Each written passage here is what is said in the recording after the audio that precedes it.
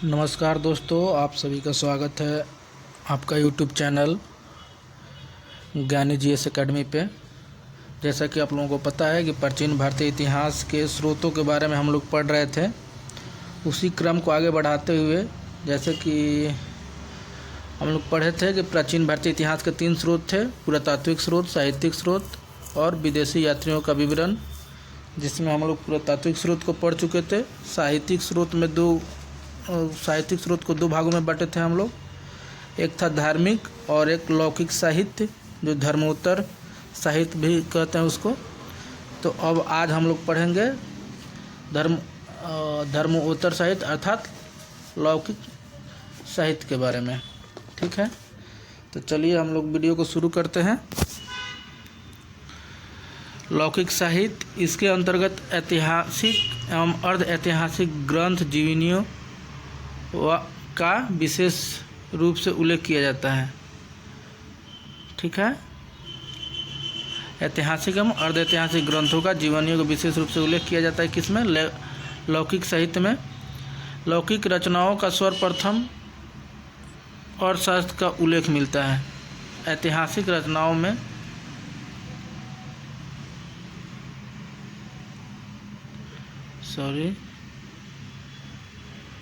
ऐतिहासिक रचनाओं में सर्वप्रथम अर्थशास्त्र का उल्लेख है। ऐतिहासिक रचना में किसका सर्वप्रथम उल्लेख है? अर्थशास्त्र का उल्लेख है। अर्थशास्त्र के बारे में कुछ हम लोग जान लेते हैं फैक्ट्स।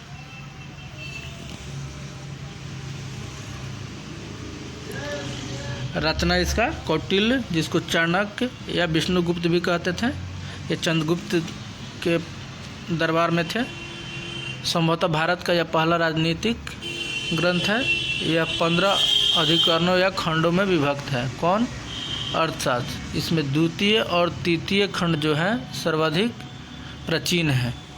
ठीक है, इसमें प्राचीन राजतंत्र और अर्थव्यवस्था के अध्ययन होता है। मतलब अर्थशास्त्र में प्राचीन राजतंत्र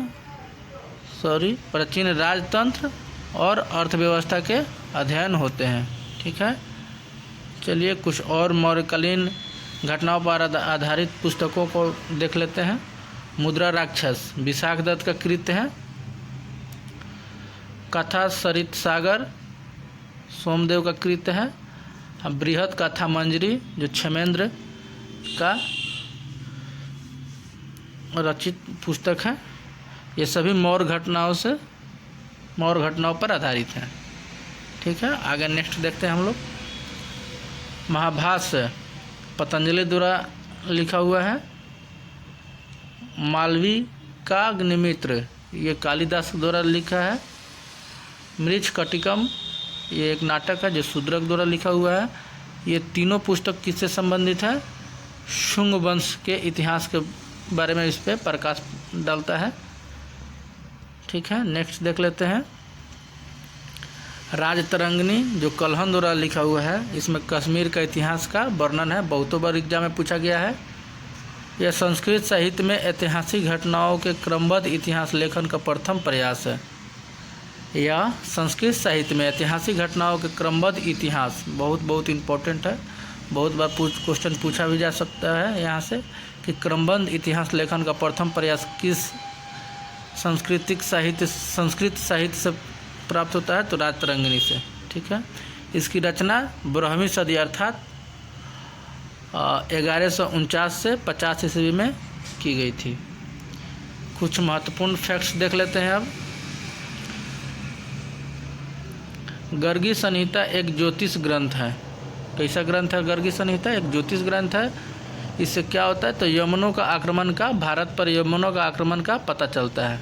ठीक है, ऐतिहासिक जीवनियों में कुछ ग्रंथ देख लेते हैं। जैसे बुद्धचरित किसका कृत है? अश्वघोष का। हर्षचरित बाणभट्ट का। गौडवाहो वाकपति का। विक्रमांक देव चरित बिलहन का है। रामचरित संध्याकार नंदी का है। ठीक है, कुमारपाल चरित्र हेमचंद्र का है। पृथ्वीराज विजय जयानक का है ये। पृथ्वीराज विजय जो है जयानक का पुस्तक है। चलिए अब कुछ और महत्वपूर्ण फैक्ट्स हैं, जैसे चचनामा बहुतों बार एग्जाम में पूछा गया है। इसकी रचना 13वीं शताब्दी में हुई है कि आरंभ में हुई है, 13वीं शताब्दी के आरंभ में। लेखक है मोहम्मद अली बिन अबू बकर कूफी। बहुतों एग्जाम में पूछा गया है, यहाँ तक यूपीपीसीएस बीपीएससी इत्यादि एग्जाम में पूछा गया है। यह अरब लोगों द्वारा अरबी में सिंध का इतिहास था। कौन? चचनामा जो था ये अरब लोगों द्वारा लिखा गया था, जो सिंध का इतिहास था। सिंध का इतिहास का फारसी अनुवाद, फारसी में जो अनुवाद हुआ उसी को चचनामा कहते हैं। सिंध का इतिहास का जो फारसी में अनुवाद हुआ उसको चचनामा कहते हैं। ठीक है, तो हम लोग नेक्स्ट देख लेते हैं अब विदेशियों का विवरण। इसमें यूनानी लेखक हैं एक तरफ, उसके रचना है, जैसे मेगास्थनीज इंडिका लिखे हैं मेगास्थनीज द्वारा। टॉलमी लिखे हैं ज्योग्राफी यूनानी भाषा में लिखा है। प्लिनी नेचुरल हिस्टोरी का लिखा है, लैटिन भाषा में है।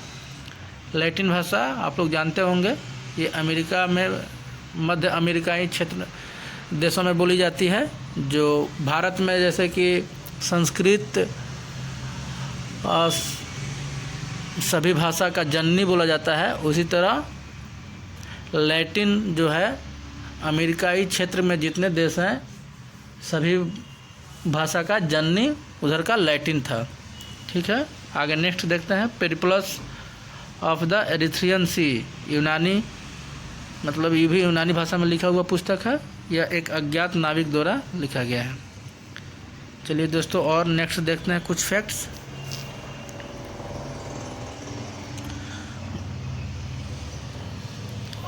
अब फैक्ट्स जो है ये भारत में लोहे से संबंधित है। जैसे भारत में 1000 BC के आसपास हस्तिनापुर क्षेत्र के एटा जिले में अतरंजी खेड़ा से लोहे का साक्ष्य प्राप्त हुआ। कहाँ से? अतरंजी खेड़ा। बहुतों बार न जाने कितने को एग्जामों में क्वेश्चन पूछा गया है। व्हीलर के अनुसार भारत में लोहे का प्रचलन ईरान के हखमनी शासकों द्वारा किया गया है। बौद्ध ग्रंथ सुत्तमीपात से ज्ञात होता है कि लोग लोहे के फाल से परिचित थे। इससे स्पष्ट है कि भारत में कृषि कार्यों में लोहे का प्रयोग 800 से 700 ईसा वर्ष पूर्व होने लगा था। ठीक है, आगे देखते हैं।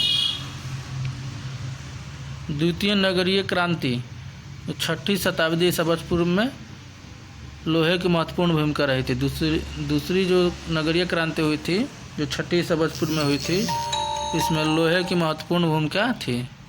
ठीक है, और प्रथम नगरीय क्रांति जैसे कि हड़प्पा सभ्यता को हम लोग जानते हैं, और दूसरी नगरीय क्रांति जो 6ठी शताब्दी ईसा वर्ष पूर्व में हुई, जो महाजनपद काल को हम लोग कहते हैं। चलिए, तो ये रहा हमारे कुछ फैक्ट्स के वीडियो। और ये वीडियो जितने भी बिहार के एग्ज़ाम हैं, चाहे बिहार एसएससी हो, बिहार दरोगा हो, बीपीएससी TRE 4 हो, या अन्य कोई भी एग्ज़ाम हो जिसमें इतिहास के क्वेश्चन आते हैं, उसके लिए महत्वपूर्ण साबित होंगे।